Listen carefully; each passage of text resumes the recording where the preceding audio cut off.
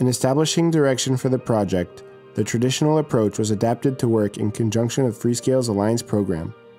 Just as Freescale gives third-party companies the technology they need to bring their ideas from concept to product, this project focuses on marketing towards Microsoft's direction for Windows Mobile.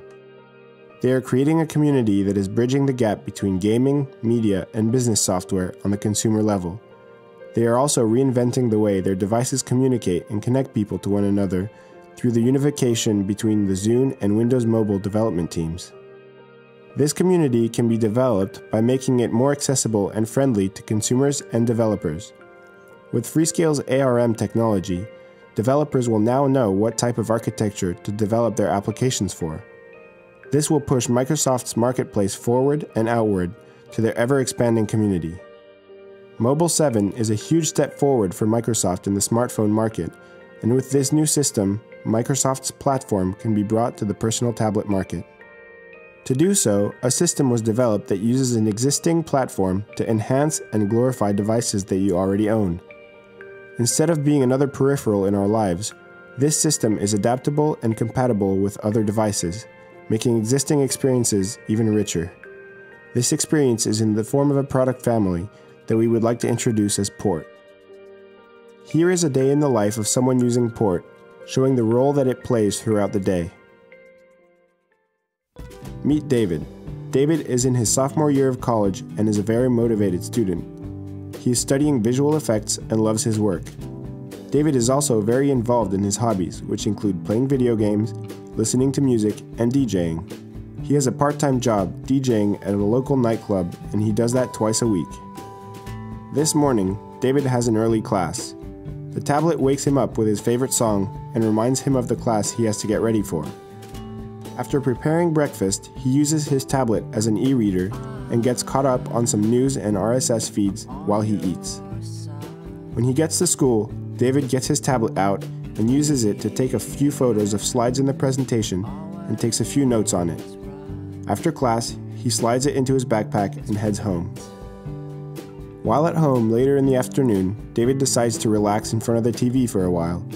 His custom extension bar is connected to his TV by HDMI, which allows for wireless streaming up to 1080p. David uses RCA connections for his other media needs, whether analog or digital. He sits down on the couch with his tablet and has instant access to all of his media library and an interactive TV guide.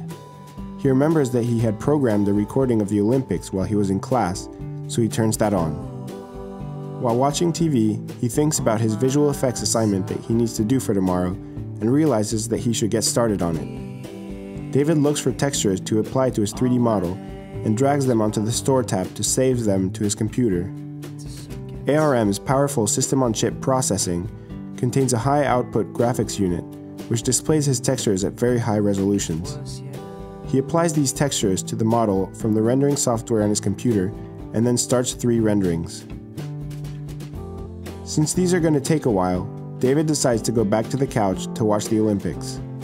While sitting on the couch, he can control which rendering gets more attention from his CPU. During the rendering cycle, he can start or stop his renderings and monitor his computer's settings, improving his workflow. After his renderings are done, he goes back to his main computer and adds some final touches. He goes back to the couch and browses through his music library. He needs to prepare a playlist for tonight since he is DJing at one of the local nightclubs. Later on that evening, after having dinner, he packs up his DJ equipment and heads out to his gig at Seed nightclub. David sets up his equipment and plugs it into the in-house amplifying and speaker system.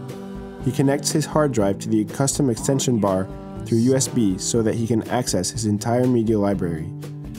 He then connects his mixing decks, also through USB.